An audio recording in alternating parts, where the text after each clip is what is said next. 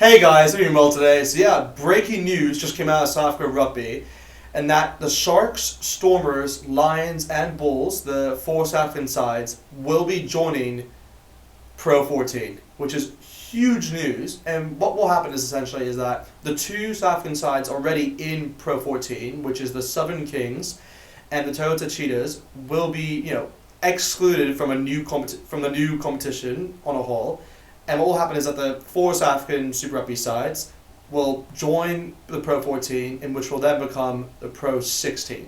So that's huge news, and yeah, this is huge news just for like South Africa club rugby in general, because 2 months ago I'd say, New Zealand kind of announced that they wanted to do a Tasman tournament with Australia and include a Pacific Island team. So, and that just meant that they would exclude South African teams and Argentinian teams. The Jaguars really.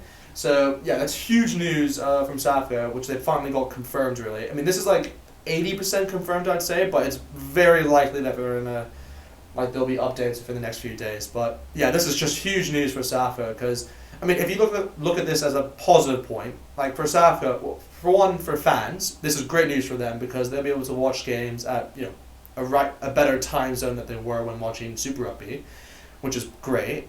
Two, the players and coaches will probably get paid a lot more by playing in the PRO14 compared to Super Rugby. And two, just another point within financial, financially it's just more, it's better to move to PRO14 compared to Super Rugby, just given the amount of money compared within the Northern Hemisphere compared to the Southern Hemisphere. So yeah, this is just huge news for South Africa in general. But the other big news really is that South Africa is still going to stick within the Rugby Championship. That looks like will be confirmed, and yeah, that's just great to see, because really, personally as a South African fan, I don't want them to move from the Rugby Championship. I think that's where you get good quality rugby.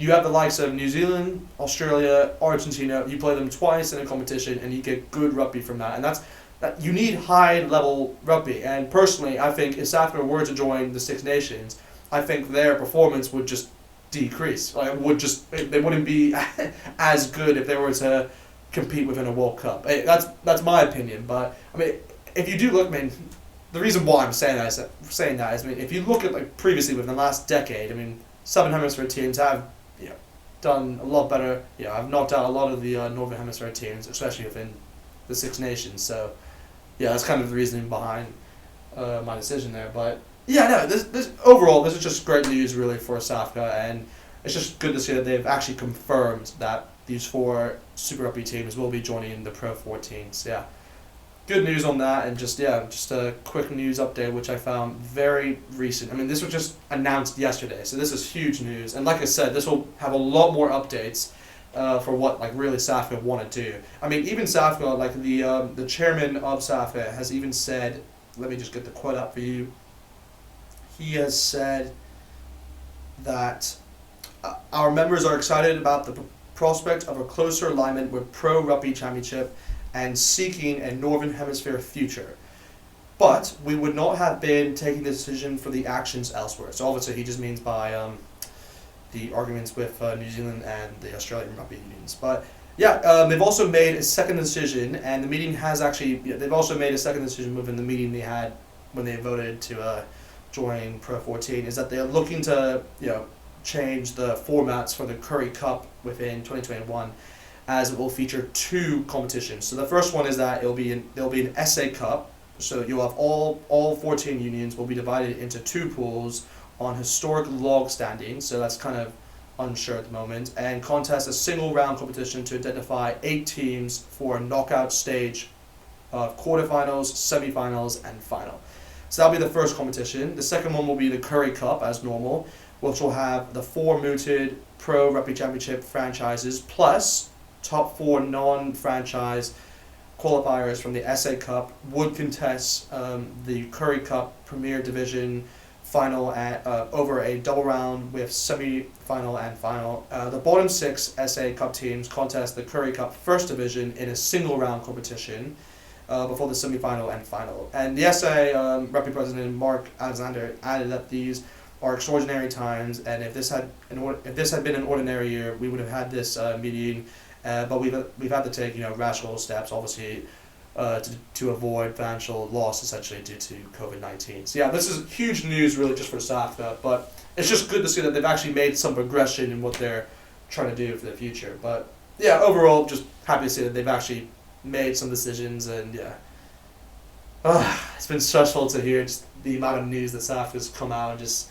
I mean, even like New Zealand players have recently come out. Like I saw a statement from Aaron Smith saying that there's a positive and negative really from the South African Super Rugby teams, and how when you go there, it's like a 2-week stay essentially, because you have to play at least two to three South African teams when you go there. It's just the way that the Super Rugby format worked. But the positive about it was that you're able to actually be more cohesive with your team and get more of a bond with your team more essentially within that period. But now that they won't have that, it's just you might be less cohesive, and that might be a bit of a problem. But on the other hand, this can also be seen as a positive in a sense, where they won't have to travel, which is huge news, because a lot of these players have families, so for them not to travel or miss 2 weeks or 2 to 3 weeks out of their year, I mean, that's great news really for them. So yeah, that's kind of really what I wanted to say within that part. But I found it interesting. Even New Zealand Rugby has they've made a little comment, said that they don't want to comment on any situation that the South Africa Rugby has just announced. But yeah, it's just interesting times, and we'll see what happens. But anyway, hope you guys enjoyed this video. Like, comment, subscribe, and I'll see you guys next time.